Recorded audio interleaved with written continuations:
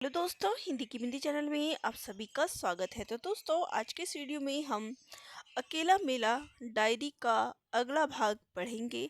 तो पिछले वीडियो में मैंने आप सभी को 3 डायरियाँ यानी डायरी में जो उन्होंने 3 अलग-अलग चीज़ें बताई थी वो मैंने पढ़ाई थी। उनके द्वारा लिखित डायरी के 3 पार्ट्स मैंने आपको पढ़ाए थे। आज हम चौथा पार्ट्स पढ़ेंगे, तो चलिए शुरू करते हैं। तो यहाँ पर आप तिथि देख सकते हैं, ये है अल्मोड़ा 20 मई 1980। कासार देवी से लौटते हुए बाजार में चिरंजी लाल काका दुकान के चबूतरे पर बैठे दिखाई दिए। 8 मील पैदल चलने के बाद कौन जहां तहां ठिठक कर बात करना चाहेगा। बाजार के रास्ते में यही मुश्किल है। जान पहचान के लोगों से कतरा कर निकल जाना आसान नहीं होता, और मानो मेरा इरादा वे भांप गए हों। कुछ इस तरह से दूर से ही चिल्लाए, आओ बैठो, तुमसे कुछ बात करनी है मुझे। मैं बैठ गया वहीं उनके सामने चबूतरे पर, एक और स्वगत भाषण झेलने के लिए। मगर जो सुनने को मिला वह सर्वथा अपूर्वानुमेय और अप्रत्याशित था। तो ये जो है यहाँ पर ये चिरंजीवी लाल काका की दुकान पर वो बैठे थे। तो मंदिर जब वो गए थे, कासार देवी मंदिर घूमने गए थे, आपने पिछले में देखा कि मंदिर का उन्होंने जिक्र किया था और वहाँ पे मंदिर का नाम नहीं है, लेकिन यहाँ पे नाम दिया गया है। और वहाँ से जब आए तो उन्हें एक दुकान पे रोक लिया गया और वो अपनी स्टोरी जो है उनको बताने लग गए। उन्होंने कुछ बात जो है अपने बारे में यहाँ पर बताई है। क्या बताई है? तो तुम्हारे कवित्त कहानी लेख जो भी जहाँ भी दिख जाते हैं पढ़ तो जाता हूँ, मगर तुम्हारी कुछ बातें समझ में नहीं आती, ऊपर ऊपर से निकल जाती है। कभी कुछ हमारे जैसों के लिए भी लिखा करो। मैं उपदेश नहीं दे रहा हूँ, मेरी बातों का बुरा मत मानना, मन की बात कहनी ही पड़ेगी। अरे आज के ज़माने में तो कालिदास को भी तुलसीदास बनना पड़ेगा। तुम समझे कि नहीं समझे? कालिदास को पढ़ने लिखने वाले कितने होंगे? अरे 99% लोग पढ़े लिखों में भी मेरे जैसे ही होंगे। उनसे कौन बात करेगा? उनकी खबर कौन लेगा?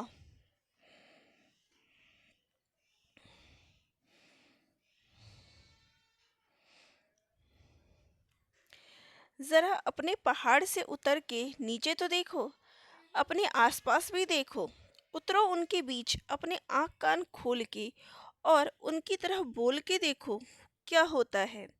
बात तुम बेशक अपनी ही करो, जितनी ऊंची चाहो उतनी करो, उतनी ऊंची करो, मगर ऐसी जुबान में तो करो जो उनकी सबकी जुबान हो, उनकी सबकी समझ में आए। कालिदास ही बनना है तो वह भी बनो, मगर कभी तो तुलसीदास बन के भी दिखाओ। बारी बारी से दोनों ड्यूटी निभाओ। क्या ये भी तुम्हारी ड्यूटी नहीं है? हम तो ऐसे ही हुए भैया, जो मन में आया अंट शंट बक देने वाले। कुछ तो जनता का ख्याल रखना पड़ेगा भैया, ऐसे कैसे चलेगा? तो देखिए, यहाँ पर बहुत अच्छी बात बताई है कि उनकी कविता जो है उनको उन्होंने पढ़ा, और रमेश चंद्र शाह जी की जो कविताएं हैं, जो उन्होंने रचनाएं लिखी थी, उनके बारे में यहाँ पर उन्होंने जो दुकान पे मिले तो उन्होंने यही चीज़ बताई कि आप अपर लेवल यानी जो बड़े साहित्यिक भाषा है, उन भाषाओं में आप लिखते हैं। तो ज़रा निचले स्तर जो समाज के जो निम्न वर्ग के लोग हैं, मध्य वर्गीय लोग हैं, उनकी साधारण सी जो आम बोलचाल की भाषा है, उन बोलचाल की भाषा में आप लिखोगे तो उनके लिए समझने में और ज़्यादा आसान होगी। तो यहाँ पे वो इसी बातों का ज़िक्र कर रहे हैं कि जो आम लोगों को भाषा समझ में आए, आप उस भाषा में लिखो। मलाई मलाई उड़ाए गिनती के 4 लोग, और हमारे लिए वही पानी मिला दूध, जिसका ये भी भरोसा नहीं कि दूध में पानी मिलाया कि पानी में दूध। अरे तुम्हारी बातें हमारे पल्ली नहीं पड़ेगी, तो हम किसी न किसी के पास तो जाएंगे ही। हमारे भी दिल है, हमारे भी दिमाग है, हमें भी खुराक चाहिए कि नहीं चाहिए? वो खुराक तुम नहीं दोगे तो जो भी चौराहे पर खड़ा हो के परोसेगा उसके पास जाएंगे। अब तुम चिल्लाते रहो कि फूहड़ है, गंदा है, हम क्या करें? हमारे पल्ले वही पड़ता है। तुम हमें पढ़ने का मज़ा नहीं दोगे तो मदारी भड़वे और एक एक रुपए की रंगीन औरत का फोटो वाले पॉकेट बुक्स देंगे। आदमी को मनोरंजन चाहिए तो जहाँ मिलेगा वहाँ जाएगा। है कोई दुनिया में ऐसा शख्स जो जीता नहीं, सोचता महसूसता नहीं, देखता सुनता या समझता नहीं? मैं यह आसानी से मान लूँगा कि तुम मुझसे ज़्यादा खूबसूरत हो, तगड़े हो। मैं मान लूँगा कि तुम मुझसे ज़्यादा अमीर हो, बल्कि चाल चलन में भी तुम्हारा मुझसे ऊंचा है। यह मान लेना में भी मुझे कोई तकलीफ नहीं होगी। लेकिन अपने को मूर्ख कोई नहीं समझता भैया। हर आदमी अपने को अपने ढंग से ही समझता है।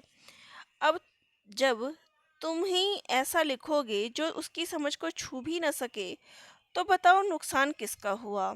उसका तो हुआ ही, मगर तुम्हारा भी हुआ कि नहीं?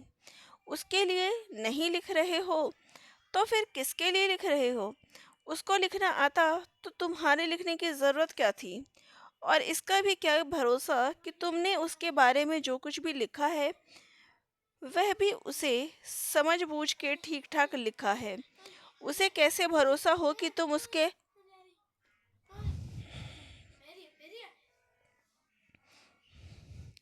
घट में बैठ सके? अंतर्यामी होने का जो दावा तुमने ठोका है वह सही है। भावना तुम्हारी ठीक है यार। वही तो मैं कह रहा हूँ कि भावना से काम नहीं चलता, भाषा समझ में आनी चाहिए। तभी तो तुम्हारी भावना उसको पकड़ेगी। तुम जरा उसके नजदीक तो फटको, उसके घट में बैठो तो सही। तब देखो उसकी तरह कैसे नहीं बोलोगे। तभी वह तुम्हारी आवाज में अपनी आवाज, तुम्हारी हंसी में अपनी हंसी, तुम्हारी चीख चिल्लाहट में अपनी चीख चिल्लाहट सुनेगा। कैसे नहीं सुनेगा? जरूर सुनेगा। क्या आसान भाषा में कविता नहीं होती, विचार नहीं होता? अरे नहीं भाई, अपनी बात में पानी मिलाने को तुमसे कौन कह रहा है? मैं तो तुमसे खुद ही पानी बन जाने को कह रहा हूँ। पानी बन जाओगे तभी तुम्हारा मक्खन ऊपर आएगा। माफ करना भैया, कब से मन की भड़ास निकालनी थी सो निकाल दी। मेरी बातों का बुरा मत मानना, हाँ। तो देखिए, बहुत ही अच्छे ढंग से यहाँ पर जो है बातें उनको बताई गई है कि अगर आप साहित्य या बड़ी बड़ी भाषाओं में लिखोगे तो आपको केवल वही पढ़ेंगे, और जो साधारण समझने वाले हैं, साधारण बोलचाल की भाषा समझने वाले हैं, वो आपकी भाषा को नहीं समझेंगे। तो इसका यही होगा तात्पर्य कि वो आपसे दूर चले जाएंगे और वो कहीं ना कहीं दूसरी किताबों, दूसरे बुक्स की तरफ भागेंगे। तो ऐसे में सिर्फ उनका नुकसान नहीं है कि वो आपका पढ़ना छोड़ रहे हैं, ऐसे में आपका भी नुकसान है। तो ऐसी जुबान में, ऐसी भाषा में लिखो जो सबकी समझ में आए। तो यहाँ केवल कहने का तात्पर्य यही है इन सभी बातों का।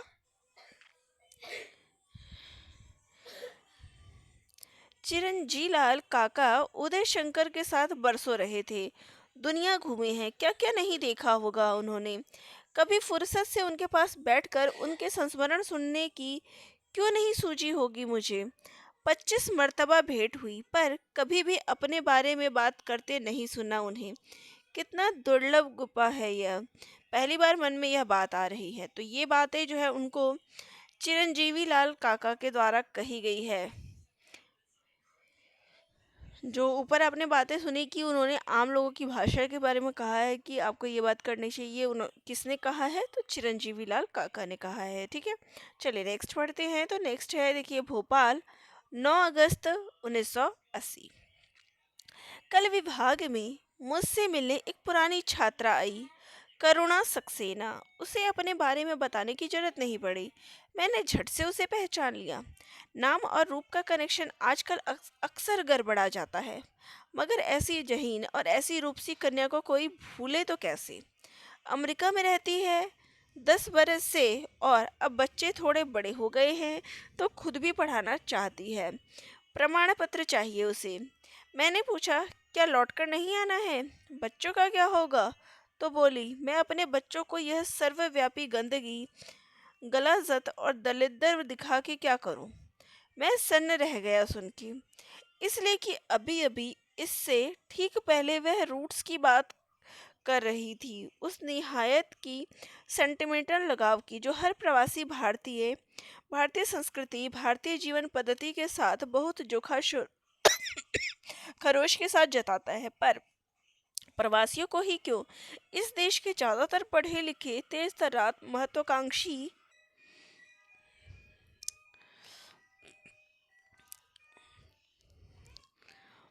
भारतीय जीवन पद्धति के साथ बहुत जोशो खरोश के साथ जताता है, पर प्रवासियों को ही क्यों, इस देश के ज्यादातर पढ़े लिखे तेज तर्रार महत्वाकांक्षी लोगों के साथ भी क्या यही विडंबना नहीं जुड़ी है, बल्कि विदेश में उनके ऐसे गुण भी प्रकट होते हैं जिनका यहाँ काम करते हुए बिल्कुल पता नहीं चलता, जैसे परिश्रमशीलता, कार्यकुशलता, अनुशासन, कर्तव्य परायणता आदि। मानो ये सारे गुण विदेशों के लिए ही आरक्षित हो, देश के लिए सिर्फ रोना धोना शिकवा भर। मेरे भीतरी बौखलाहट के चरम कोण पर कई सवाल उठ खड़े हुए। उफ, किस कदर दयनीय, हास्यास्पद और करुण है यह सब। मगर उसके परिवेश में, उसकी शिक्षा दीक्षा में आखिर क्या था जो उसे अपने लोगों के प्रति जिम्मेदार और संवेदनशील बनाता? क्या वह भी लाखों करोड़ों नवयुवकों या नवयुवतियों की तरह इसी परिवेश की उपज नहीं, इसी भूतड़े निष्करुण आत्मद्रोही और परोपजीवी समुदाय की? जो यहाँ है वे भी क्या इसलिए यहाँ नहीं कि उन्हें बहिर्गमन का मौका नहीं मिला?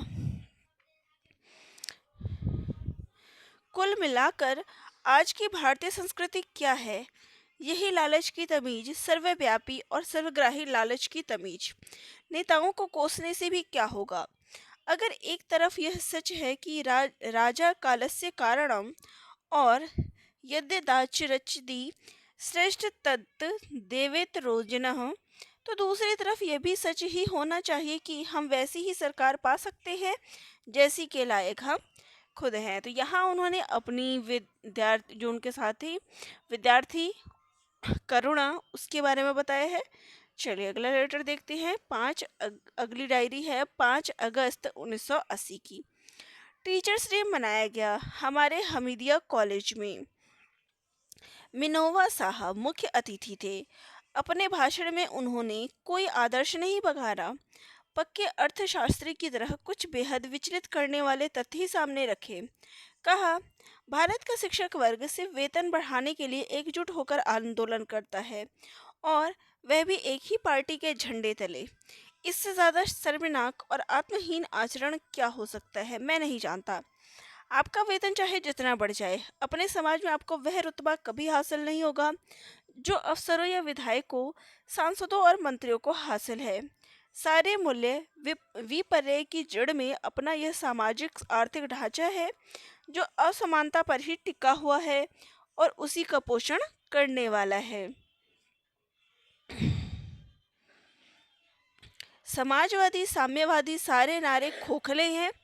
अपना समाज जितना स्टेटस रिडन, कास्ट रिडन पहले था, उससे कहीं ज़्यादा आज है। कई सारी योजनाओं का विश्लेषण करके उन्होंने दर्शाया कि किस तरह उनका फ़ायदा सिर्फ 9 दलितों को ही पहुंचता रहा है। ऐसे वातावरण में शिक्षक की क्या भूमिका हो सकती है, सिवा इसके कि वह इस झूठ का भंडा फोड़े, इस तंत्र की अमानवीयता को सामने लाए जो सबको दिखा रहा है, और फिर भी नहीं दिख रहा है।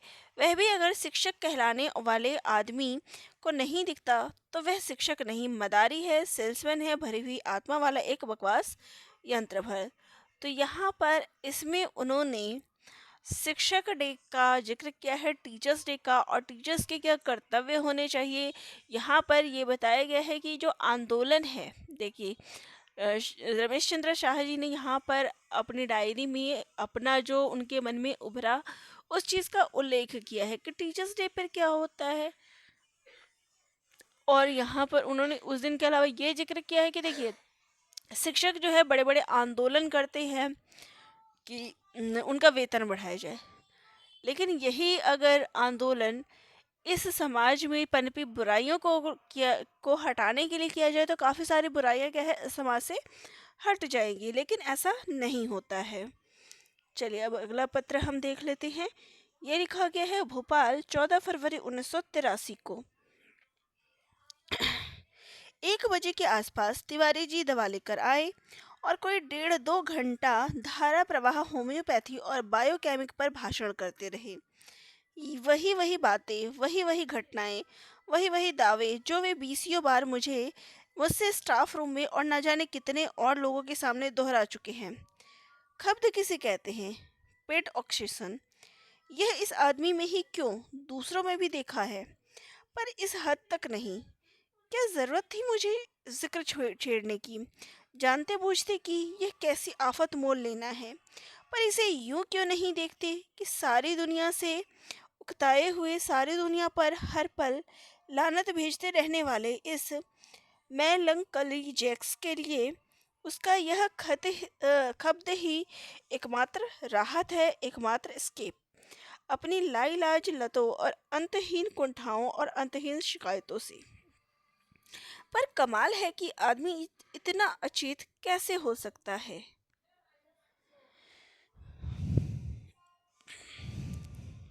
कैसे उसे बिल्कुल इसका होश नहीं रहता कि वह अपने को किस कदर दोहरा रहा है और किस कदर उबा रहा है सामने वाले को। मगर क्या एक दूसरे, बेशक ज़रा ऊंचे स्तर पर, यही कमजोरी, यही आत्ममुग्धता अपने यशस्वी लेखक मित्रों में भी उजागर नहीं, जिन्हें कायदे से अपने परिवेश से शिकायत की कोई वजह नहीं होनी चाहिए, क्योंकि उन्हें जो भी मिलता है अपनी लियाकत से ज़्यादा ही मिला है। कमर सीधी कर ही रहा था कि इतने में मनोहर श्याम जोशी को लेकर कमलेश जी आ पहुंचे। बात सिर्फ कमलेश जी के आने की थी, जोशी जी का अपना एक अतिरिक्त और अप्रत्याशित आनंद दे गया। अब यहाँ पे देखिए दो लेखकों का जिक्र किया गया है, एक मनोहर श्याम जोशी और एक कमलेश का, ठीक है। तो यहाँ पर उनके जो इसमें जिक्र किया गया है, उन्होंने लेखकों के भी आप नाम नोट कर लीजिए कि किन के लेखकों का जिक्र इसमें आया है। बातचीत जोशी जी की ही शर्तों पर चलती रही। कमलेश तो वैसे भी बहुत ही कम बोलते हैं, क्या ही मज़ेदार बातचीत थी वह। इतनी जल्दी जल्दी ऐसा पट परिवर्तन। जोशी जी अपने आप में 6 चरित्रों के बराबर है। मिमिक्री की ऐसी प्रतिभा मैंने नहीं देखी हिंदी क्षेत्र में।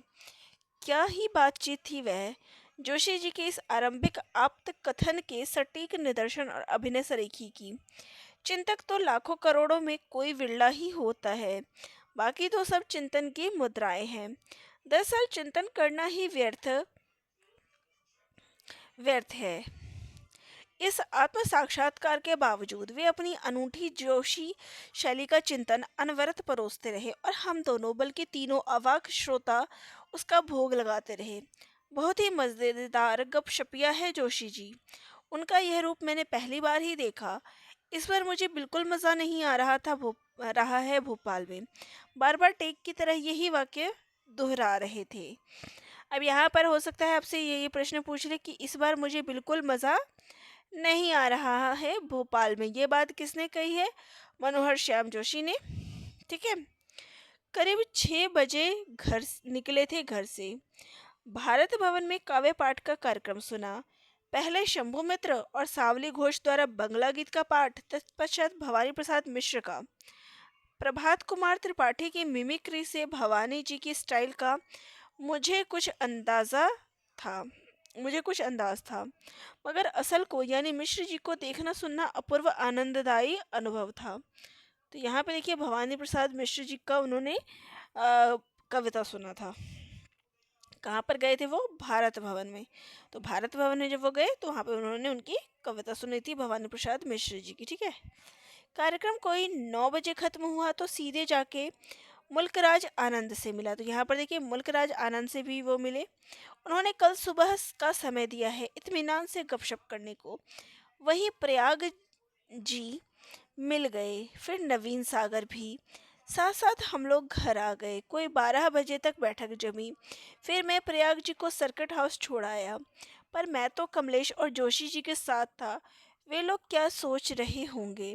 तो ये गए तो मनोहर श्याम जोशी और कमलेश के साथ थे। फिर वहाँ पे और जो है उनको मिल गए और लोगों के साथ उनका फिर बातचीत वार्तालाप सब चलता रहा। फिर उनको याद आया कि मैं तो इनके साथ क्या हुआ था। तो चलिए, आज के वीडियो में हम इतने ही पढ़ेंगे और कल मैं इससे आगे की डायरी, नेक्स्ट वीडियो में आपको इससे आगे की जो डायरी के अंश है वो आप सभी को पढ़ाऊंगी। तो वीडियो आपको कैसा लग रहा है कमेंट करके मुझे ज़रूर बताइएगा, और आपके कोई डाउट्स हो तो वह भी कमेंट करते रहिएगा। धन्यवाद।